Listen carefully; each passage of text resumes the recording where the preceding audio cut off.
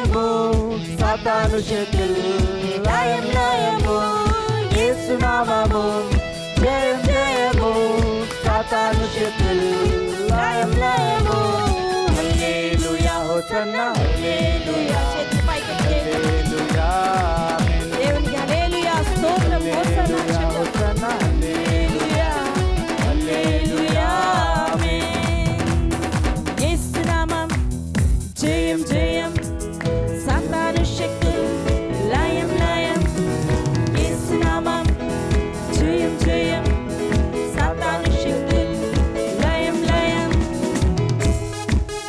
అన్ని నామముల కన్న పైనామము యేసుని నామము ఎన్ని తరములకైనా గణపరచదగినది క్రీస్తు నామము అన్ని నామముల కన్న పైనామము యేసుని నామము ఎన్ని తరములకైనా గణపరచదగినది క్రీస్తు నామము యేసు నామము జయం జయము సాతాను శక్తులు లయం లయము యేసు నామము జయం జయము సాతాను శక్తులు లయం లయము హల్లెలూయా హోసన్నా హల్లెలూయా హల్లెలూయా ఆమేన్ హల్లెలూయా హోసన్నా హల్లెలూయా హల్లెలూయా ఆమేన్ పాపముల నుండి విడిపించును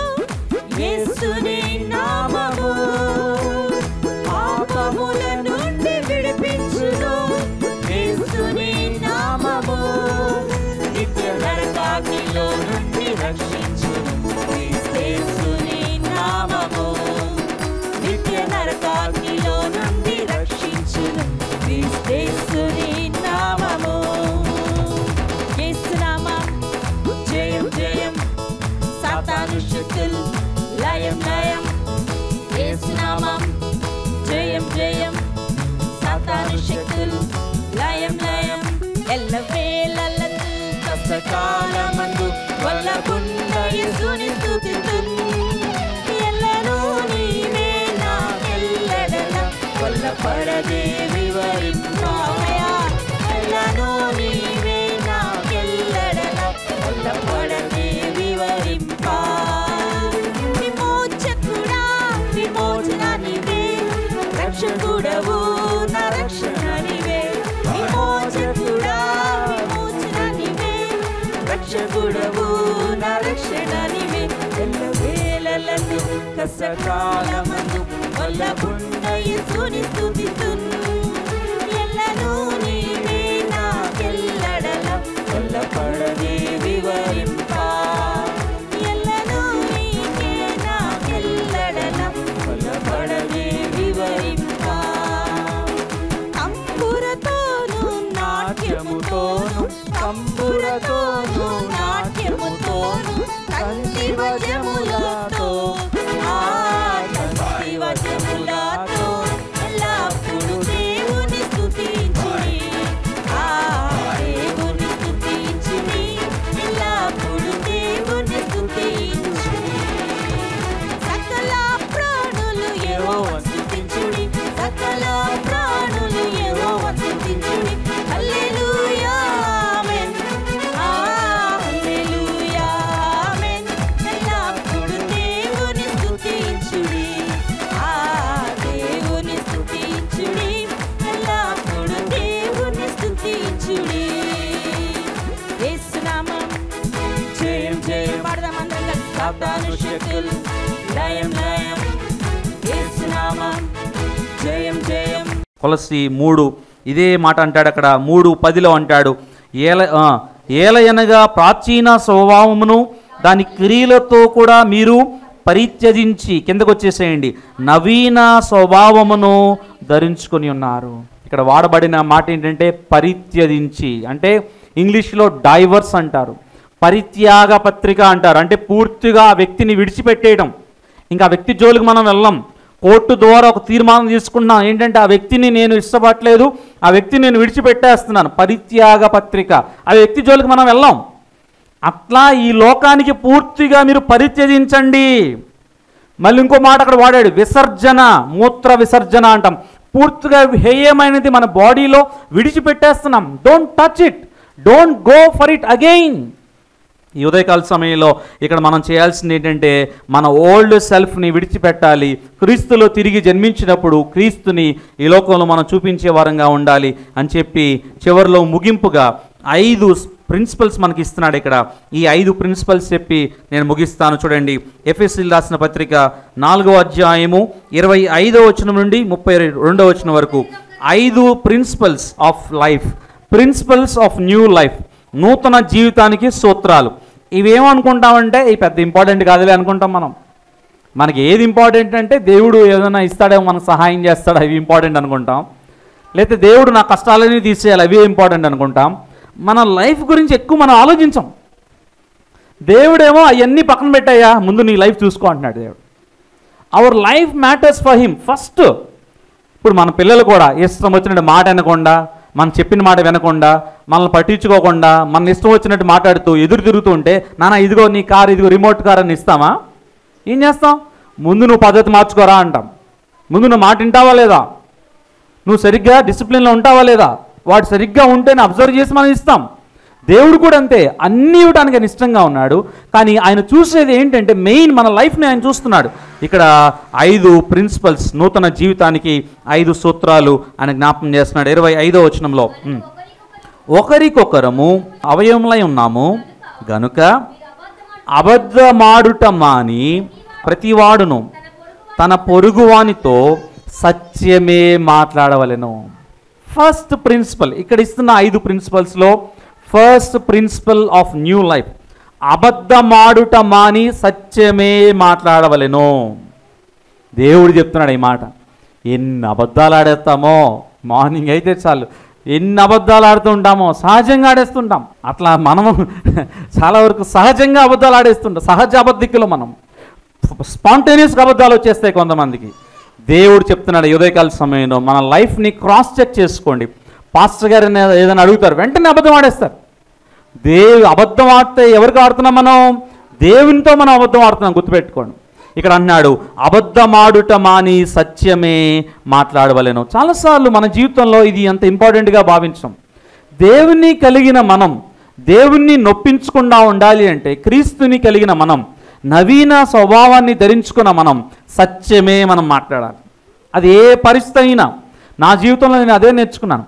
కొంతమంది ముక్కుసూటిగా మాట్లాడతాం, కొన్నిసార్లు అది సత్యమే మాట్లాడతాం, వాళ్ళకి బాధగా ఉంటుంది. డజంట్ మ్యాటర్, చెప్పే విధానంలో చెప్పాలి, అంతేగాని అబద్ధవాడాల్సిన అవసరం లేదు. ఎవరో కోసమో నీ ఆత్మీయ జీవితాన్ని నువ్వు పాడు చేసుకోవాల్సిన అవసరం లేదు. ఎవరో కోసమో నువ్వు దేవునికి దూరం అవ్వాల్సిన అవసరం లేదు. సత్యమే మాట్లాడు అంతే. You should speak truth because God is truth. యోహాను సువార్త 14:6లో నేనే మార్గమును సత్యమును జీవం. నీ దేవుడు సత్యమై ఉన్న దేవుడైతే నువ్వు అబద్ధాలు ఎలా ఆటలా? చూడండి, యోహాను రాసిన సువార్త 8వ అధ్యాయము 44వ వచనంలో అబద్ధాలు మాట్లాడేది ఎవరంటే ఇలాంటి వాళ్ళు. అబద్ధాలు మాట్లాడే వాళ్ళందరూ ఆ కేటగిరీలోకి వెళ్ళిపోతారు. అందుకే మనం అబద్ధాలు మాట్లాడేటప్పుడు చాలా జాగ్రత్తగా ఉండాలి. యోహాను సువార్త 8వ అధ్యాయము 44, మీరు మీ తండ్రి యగు అపవాది సంబంధులు, మీ తండ్రి దురాశలు. ఎవరు సంబంధులు అంట వీళ్ళు? అపవాది సంబంధులు. వాళ్ళ తండ్రి ఎవరంట? అపవాది. అబద్ధం ఆడే వాళ్ళందరి తండ్రి ఎవరు? అపవాది. అబద్ధాలు ఆడిచ్చేది ఎవరు? అపవాది. ఈ విషయం మర్చిపోతున్నాం. సాతాను చెప్పే మాటలన్నీ మనం చెప్పేస్తున్నాం, వెంటనే టక్కున అబద్ధం ఆడేస్తారు. ఎవరు సంబంధం నువ్వు? అపవాది సంబంధం. ఎవరు నీకు తండ్రి? ఎవరు? సాతాను. సాతాను మాట్లాడిస్తున్నాడు అబద్ధాలు చెప్పు పర్లేదు, నువ్వు అబద్ధం చెప్తేనే బతుకుతా ఉంటారు కొంతమంది. ఇక్కడ అంటున్నాడు చూడండి, వాడు అబద్ధమాడునప్పుడు తన స్వభావము అనుసరించియే మాట్లాడును, వాడు అబద్ధికుడును అబద్ధమునకును జనకుడునై ఉన్నాడు. మనం చాలా జాగ్రత్తగా మాట్లాడాలి. యేసుక్రీస్తు వారి గురించి కిందకు రండి. నేను సత్యమునే చెప్పుచున్నాను కనుక మీరు నన్ను, మంచిగా చెప్తే నమ్మరు ఎవరు, కానీ మనం still we should restrict our selves to the truth. సత్యమే అంటారుగా, సత్యమేవా జయత. ఇవన్నీ స్లోగన్స్ వరకే ఉన్నాయి, కానీ మన రాజకీయ నాయకులు ఒక్కరు కూడా నిజాలు మాట్లాడతారని నేనైతే అనుకోను. ప్రపంచంలో లేదా ఇండియాలో ఒక సత్యమైన రాజకీయ నాయకుడు మరి ఉండే ఉంటారు, గతంలో ఉండి ఉంటారు. ప్రెసిడెంట్ మనం చూడలేకపోతున్నాం, మొత్తం కరప్టెడ్, అంత అబద్ధాలు. మెయిన్ దేవుని బిడ్డలంగా మనం కావాల్సింది ఏంటంటే మనం సత్యమే మనం మాట్లాడాలి. 1 John chapter 2 verse 14, మొదటి యోహాను రాసిన పత్రిక 2వ అధ్యాయము 14వ వచనంలో, మీరు బలవంతులు, దేవుని వాక్యము మీ యందు నిల్చున్నది, మీరు దుష్టుని జయించి ఉన్నారు గనుక మీకు వ్రాయిచున్నాను. కనుక మనం దుష్టుని జయించిన వారం, మనం అబద్ధాలు ఆడకూడదు. అరే అన్ని సంవత్సరాలు 3.5 సంవత్సరాలు యేసుక్రీస్తు వారితో కలిసి తిరిగాడు. ఎవరు? పేతురు. నువ్వు కాదా యేసు ప్రభుని వెంబడించిన వాడు, నువ్వు కాదా అంటే ఏమన్నాడు? నేను ఎరుగను, నేను కాదయ్యా, నేను కాదు. ఒకసారి, రెండోసారి, మళ్ళీ మూడోసారి. అయ్యి 3.5 సంవత్సరాలు యేసు ప్రభుతో కలిసి తిరిగిన శిష్యుడే ఏం చేశాడు? 3 సార్లు అబద్ధం ఆడాడు. చాలాసార్లు we take it for granted. గుర్తుపెట్టుకోండి, ఈ రోజు నుంచి అయినా దేవుడు నాతో మాట్లాడుతున్నాడు, మీతో, మనందరితో మాట్లాడుతున్నాడు. అబద్ధాలు ఇంకా ఫుల్ స్టాప్ పెడదాం. మీరు అందరూ మాట్లాడుతున్నారు నేను అంటలా, ఒకవేళ మాట్లాడితే అబద్ధాలు ఇంకా ఆడద్దు. ఎందుకంటే ఫస్ట్ ప్రిన్సిపల్ ఇక్కడ మనం నేర్చుకున్నాం.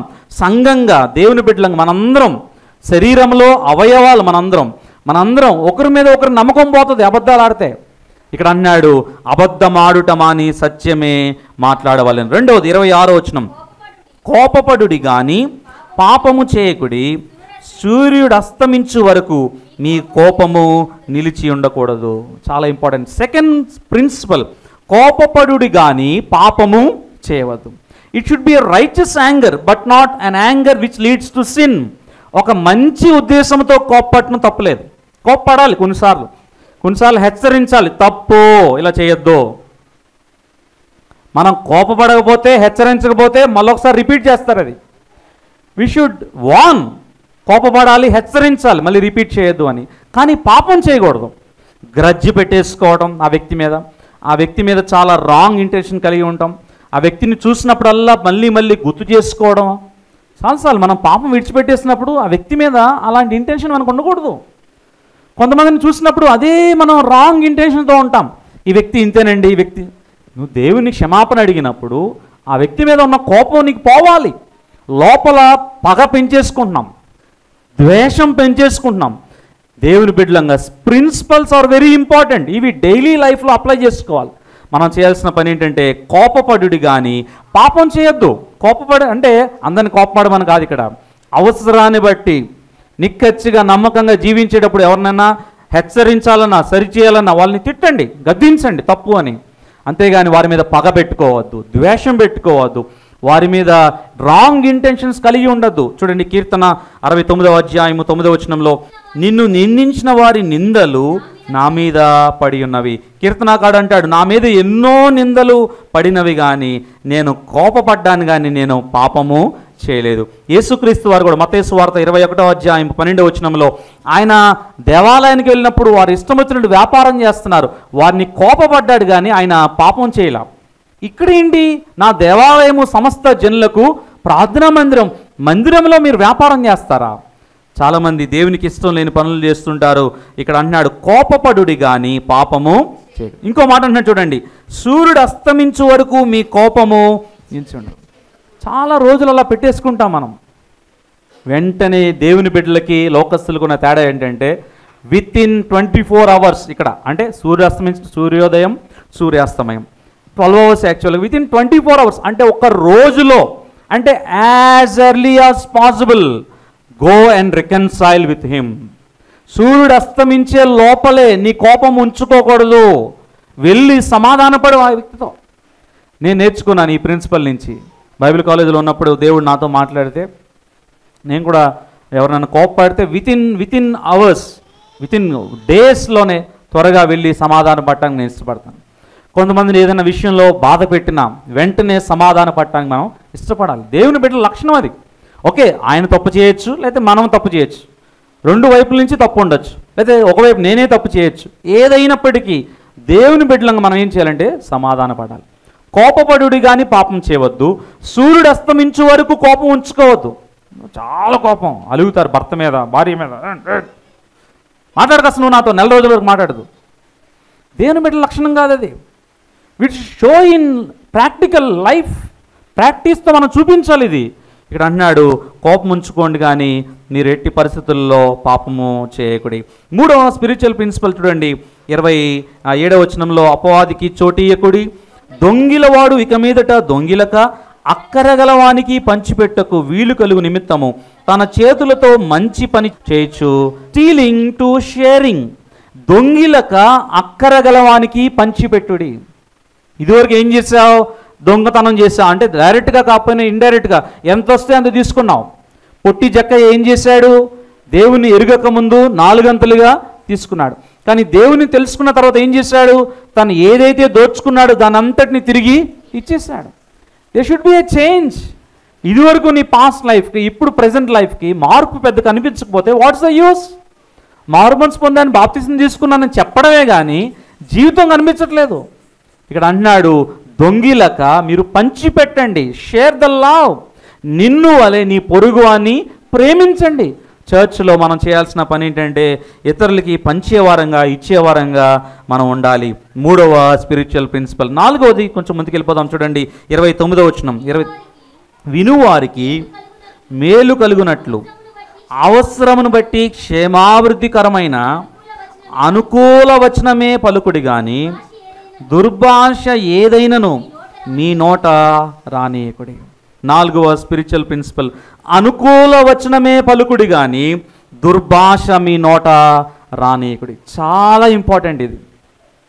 కొంతమంది మాట్లాడితే దెప్పి పొడిచినట్టే ఉంటుంది, కొంతమంది మాట్లాడితే బాణం దూసుకెళ్ళి మనం గుచ్చుకున్నట్టు బాధపడతాం.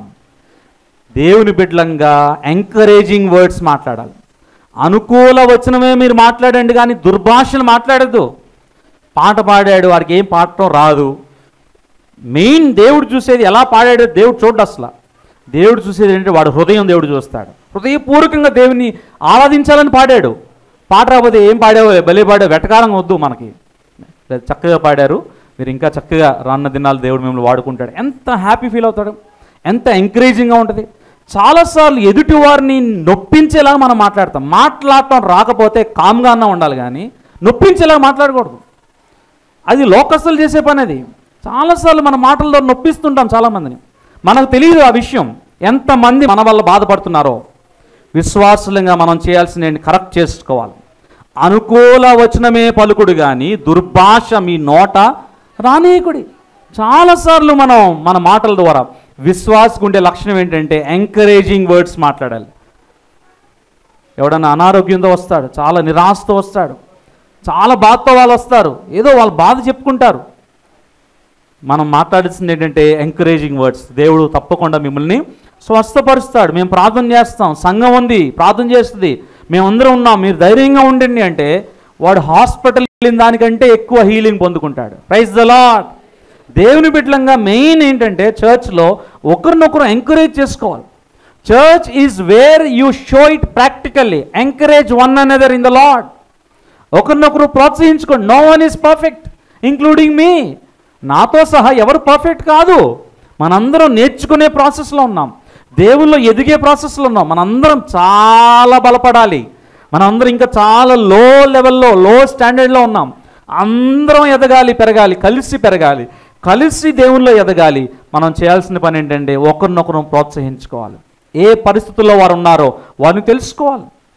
కొంతమంది చర్చ్కి బాగా డిప్రెషన్తో వస్తారు, బాగా వేదంతో వస్తారు, సమస్యల్లో వస్తారు, దుఃఖంతో వస్తారు. వారిని పలకరించండి, వారిని పరామర్శించండి, వారిని ప్రోత్సహించండి. ప్రోత్సహించేది ఒక గిఫ్ట్. అది విశ్వాసులకు ఉండాల్సిన లక్షణం. అది నేను కూడా చాలామంది జీవితాల్లో నేను చూశాను. కొంత టైం తీసుకున్నా. I take time. యేసుక్రీస్తు వారి నుంచి నేను నేర్చుకున్నాను. ఒక్క సమరయ స్త్రీ గురించి యేసుక్రీస్తు వారు ప్రయాణం చేసి వెళ్ళి ఎండలో మధ్యాహ్నం కొంత సమయం గడిపారు ఆయన. ఒక్క ఉమెన్, ఒక్క స్త్రీ కోసం గంటలు గంటలు గడిపి ఆమెను కౌన్సిలింగ్ ఇచ్చారు, పర్సనల్ కౌన్సిలింగ్. ఆమె జీవితమే మారిపోయింది. సంఘంలో మనం చేయాల్సిన పని ఏంటంటే ఎవరు నిరాశలో ఉన్నారో, నిస్పృహలో ఉన్నారో, బాధలో ఉన్నారో నొప్పించేలాగా మాట్లాడకూడదు. వారిని ఆదరించాలి, ధైర్యపరచాలి. అనుకూల వచనమే రావాలి. మన నోటి నుండా మంచి మాటలు రావాలి, బలపరిచే మాటలు రావాలి, ఆదరించే మాటలు రావాలి. అందుకే అంటాడు కొలస్సీ 3:8 చూడండి, కోపము, ఆగ్రహము, దుష్టత్వము, దూషణ, మీ నోట బూతులు అను వీటన్నిటినీ విసర్జించండి. కొంతమంది నోరు తెరిస్తే చాలు వెంటనే బూతు మాటలు వచ్చేస్తాయి, సాంస్క్రిట్ మాట్లాడుతూ ఉంటారు. దేవుని బిడ్డలకు తగిన లక్షణం కాదు ఇది. అసలు నువ్వు దేవుని బిడ్డవే కాదు. ఇంకా దేవుని బిడ్డకి ఇలాంటి మాటలు రాకూడదు.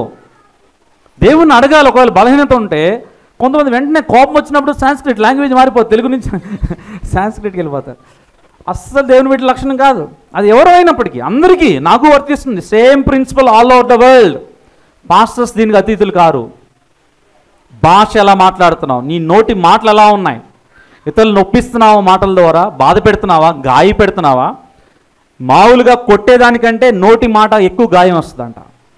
ఒక మీద దెబ్బ కొట్టేసినా దెబ్బ పోతుంది, కానీ నీ నోటి మాటతో నువ్వు మాట్లాడే మాట ఆ గాయం మానటం చాలా కష్టం. అందుకే మీ మాటలు కొద్దిగా ఉండవలెను. బైబిల్లో సామెతలో రాయబడింది, విస్తారమైన మాటల్లో దోషం ఉండక మానదు.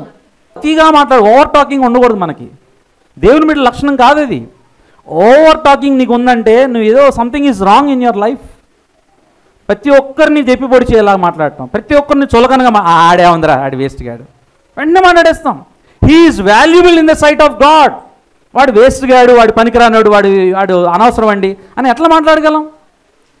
ఇక్కడ అంటున్నాడు, ఎఫ్ఎస్సీలు చాలా లైట్గా తీసుకుంటున్నారు. పౌలు హెచ్చరిస్తున్నాడు, ఇవన్నీ ఇన్స్ట్రక్షన్స్, ఇవన్నీ ప్రిన్సిపల్స్. అనుకూల వచనమే మీరు మాట్లాడండి, కానీ దుర్భాష మీరు దుర్భాషంగా మాట్లాడదు మీరు. వారిని who are you to judge him? చాలాసార్లు మనం జడ్జ్ చేస్తాం, వీడి గురించి నాకు తెలిసేలేండి, వాడికంటే నరకానికి మనం ఫస్ట్ వెళ్తామేమో చూసుకోండి. మన జీవితం మనం ముందు ఎవాల్యుయేట్ చేసుకోవాలి. ఇతరులు మనం వెంటనే మాట్లాడకూడదు. We should not come to a conclusion immediately. చాలాసార్లు ఒక వ్యక్తిని వెంటనే ఎవాల్యుయేట్ చేసేస్తాం, తెలుసులేండి, ఆయనతో మాట్లాడటం కూడా వేస్ట్ అండి. ప్రతి వ్యక్తికి దేవుని పట్ల ప్రతి వ్యక్తికి కూడా చాలా విలువ, గౌరవం ఉంటుంది దేవునికి. దేవుడు ప్రతి ఒక్కరికి విలువ ఇస్తాడు. వెంటనే ఒక వ్యక్తిని తోలనాడి మనం మాట్లాడకూడదు. దేవుని బిడ్డలంగా ప్రతి ఒక్క వ్యక్తికి కూడా మనం గౌరవం ఇవ్వాలి. సెల్ఫ్ ఎస్టీమ్ ఉంటుంది ప్రతి ఒక్కరికి. ప్రతి ఒక్కరిని గౌరవించాలి, ఆనర్ చేయాలి. మనం ప్రతి ఒక్కరిని ఎంకరేజ్ చేయాలి, బలపరచాలి. అందుకని ఇక్కడ అంటున్నాడు, అనుకూల వచనమే మాట్లాడండి. కానీ చూడండి, కొలస్సీయులకు రాసిన పత్రిక 4వ అధ్యాయము 6వ వచనంలో మన మాటలు ఎలా ఉండాలో, మన మాటలు చాలాసార్లు మాటలతోనే తప్పు చేస్తూ ఉంటాం. కొలస్సీ 4:6 ప్రతి మనుష్యునికి ఎలాగూ ప్రత్యుత్తరం ఇవ్వలనో అది మీరు తెలుసుకున్నట్టుకై మీ సంభాషణ ఉప్పు వేసినట్టు ఎల్లప్పుడూ రుచిగలదిగాను కృపాసహితముగాను ఉండనీయుడి. మీ మాటలు ఎలా ఉండాలంటే ఉప్పులు వేసినట్టు రుచిగా ఉండాలి. కొంతమందితో మాట్లాడితే చాలా ఎంకరేజింగ్గా ఉంటుంది, ఇంకా కొంచెం మాట్లాడాలనిపిస్తుంది. కొంతమందితో మాట్లాడితే చాలా చక్కగా వాళ్ళు మాట్లాడతారు, ఆదరిస్తారు, ధైర్యపరుస్తారు, భరోసానిస్తారు, ప్రార్థన చేస్తామని చెప్తారు మన కోసం, చాలా ఎంకరేజ్ చేస్తారు మనల్ని. It's a gift. ఆ గిఫ్ట్ అందరికీ ఉండదు, కొంతమందికి గిఫ్ట్ ఉంటుంది. చాలా ప్రైజ్ ద లార్డ్. ఆ సంఘంలో అందరూ కూడా ఇలాంటి గిఫ్ట్ కలిగి ఉండాలి. మీ సంభాషణ, ఇంకో వ్యక్తితో నువ్వు మాట్లాడుతున్నావంటే మీ సంభాషణ ఎలా ఉండాలంటే ఉప్పు వేసినట్టు ఉండాలి. కూరలో ఉప్పు లేకపోతే ఎలా ఉంటుంది? మనం చికెన్ కర్రీ తింటున్నాం, చికెన్ కర్రీ పీసెస్ అని తింటున్నాం, ఉప్పే ఇలా ఎలా ఉంటుంది కర్రీ? లేదు. మాట్లాడేస్తున్నా ఉన్నాం, నీ సంభాషణలో అసలు ఉప్పు లేదు. ఉప్పు లేకపోతే రుచి ఉండదు. మీ సంభాషణ ఉప్పు వేసినట్టు రుచిగాను కృపాసహితముగాను ఉండనీయుడి. మీ మాటలు ఇతరుల్ని ప్రోత్సహించాలి. అలా అని చెప్పి అబద్ధపు మాటలు, పొగడ్తలు, ఫ్లాటర్ చేయటం, ఎదుటి వ్యక్తిని చాలా బాగా పొగిడేసి, అది కాదు. Be frank, be genuine. నొప్పించదు కానీ జెన్యూన్గా మీరు మాట్లాడండి. ఇక్కడ అదే అంటున్నాడు, ప్రిన్సిపల్స్. ఈ ప్రిన్సిపల్స్ మీరు కలిగి ఉండండి. మీరు అనుకూలమైన వచనాలే పలుకుడు కానీ దుర్భాష మీ నోట రానియద్దు అని చెప్పి అంటున్నాడు. ఇలా వస్తే ఏమవుతుంది? 30వ వచనంలో దేవుని పరిశుద్ధాత్మను చాలా మనలో ఉన్నాడు పరిశుద్ధాత్మ దేవుడు. మీ హృదయము దేవుని ఆలయమై ఉన్నదని మీరు ఎరుగరా? మన హృదయంలో ఉన్న పరిశుద్ధాత్మను మనం దుఃఖపరుస్తున్నామంట. అందుకనే అంటున్నాను, a believer will be sensitive to God's voice. ఏదైనా ఎవరన్నా నొప్పిస్తే వెంటనే వాడికి తెలిసిపోతుంది అనమాట, నేను నొప్పించాను. పరిశుద్ధాత్మ దేవుడు నేను గద్దిస్తూ ఉంటాడు లోపల. అన్నాడు ఇక్కడ, మీరు దేవుని పరిశుద్ధాత్మను దుఃఖపరచుకుడి. నీలో ఉన్న పరిశుద్ధాత్మ దేవుడు దుఃఖపడతాడంట. అయ్యో, ఆ వ్యక్తిని నేను బాధ పెట్టానా? ఆ వ్యక్తిని దుఃఖపెట్టానా? గాయపరిచానా? ఆ వ్యక్తిని తక్కువగా హేళనగా నేను మాట్లాడానా? వెటకారంగా సెటైరికల్గా మాట్లాడానా?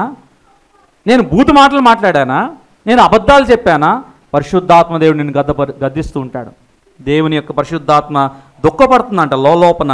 అందుకే మనం చేయాల్సిన పని చివరిది చెప్పి నేను ప్రార్థన చేస్తాను. లాస్ట్ స్పిరిచువల్ ప్రిన్సిపల్ 32వ వచనం, ఒకని ఎడల ఒకడు దయ కలిగి కరుణాహృదయులై క్రీస్తునందు దేవుడు మిమ్మును క్షమించిన ప్రకారము మీరును ఒకరినొకరు క్షమించుడి. లాస్ట్ ప్రిన్సిపల్, కరుణాహృదయులై క్రీస్తునందు ఒకరినొకరు క్షమించుడి. 5 ప్రిన్సిపల్స్ చెప్పాను. 1, అబద్ధమాడుట మాని సత్యమే మాట్లాడవలను. 2వది, కోపపడుడి కానీ పాపం చేయవద్దు. 3వది, దొంగిలక అక్కరగలవానికి పంచిపెట్టండి. 4వది, అనుకూల వచనమే పలుకుడు కానీ దుర్భాష మీ నోట రానీకుడి. 5వది, కరుణాహృదయులు కలవారై క్రీస్తునందు ఒకరినొకరు క్షమించుడి. క్షమాపణ అది అలాగే పెంచుకొని పోతే అది చాలా దేవుడు ఎంతో బాధపడతాడు. నువ్వేం చేయాలంటే వెళ్ళి క్షమించాలి. యేసుక్రీస్తు వారు సిలువలో చూపించారు కదా మొదటి మాట, తండ్రి వీరేమి చేయుచున్నారో వీరు ఎరుగరు కనుక వీరిని క్షమించు. మనం క్షమించాలి, అది దేవుని యొక్క లక్షణం. ఒకవేళ వాళ్ళే తప్పు చేశారు అయినా బట్ స్టిల్ మనం క్షమించాలి. అది నేను ప్రాక్టీస్ చేస్తున్నాను, నేర్చుకుంటున్నాను. చాలామంది నన్ను కొంచెం బాధ పెట్టినా వాళ్ళని క్షమిస్తాను నేను దేవుని బట్టి. ఇదివరకు అయితే నేను క్షమించేవాడిని కాదు, వాడు ఏదో ఒకటి తాట తీసేసేవాడిని స్పాట్లో. నాతో వాడు మళ్ళీ మాట్లాడని భయపడేవాడు. ఇది ఒక నా పాస్ట్ లైఫ్. ఇప్పుడు చాలా దేవుడు నన్ను నిగ్రహించుకునే శక్తి, ఓర్పు, సహనం దేవుడు నాకు ఇస్తున్నాడు.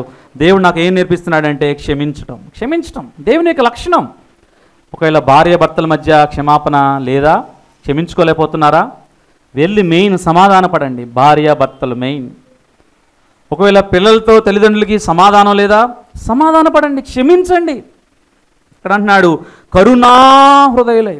దేవుని యొక్క కరుణ మనలో ఉంటే, ఆయన యొక్క దయ మనలో ఉంటే మనం ఏం చేస్తామంటే క్రీస్తు ప్రేమ వారి పట్ల చూపిస్తాం, క్షమిస్తాం. క్షమించడం ఒక మెట్టు మనం తగ్గటం వల్ల మనం కోల్పోయేది ఏమీ లేదు.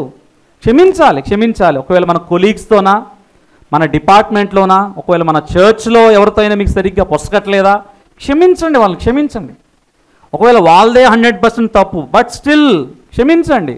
క్షమిస్తే ఏమవుద్దంటే దేవుడు కడిగి వేస్తాడు, తుడిచి వేస్తాడు. మళ్ళీ అది మన మనసులో ఉండదు. ఇంకా వారి గురించి నెగిటివ్గా మనం ఆలోచించాం, ఎందుకంటే మనం క్షమించాం వారిని, దేవుడు కూడా వారిని క్షమించాడు. మనం వెళ్ళి వారితో సమాధాన పడాలి, మనం వారితో మళ్ళీ మాట్లాడాలి, ప్రేమను చూపించాలి.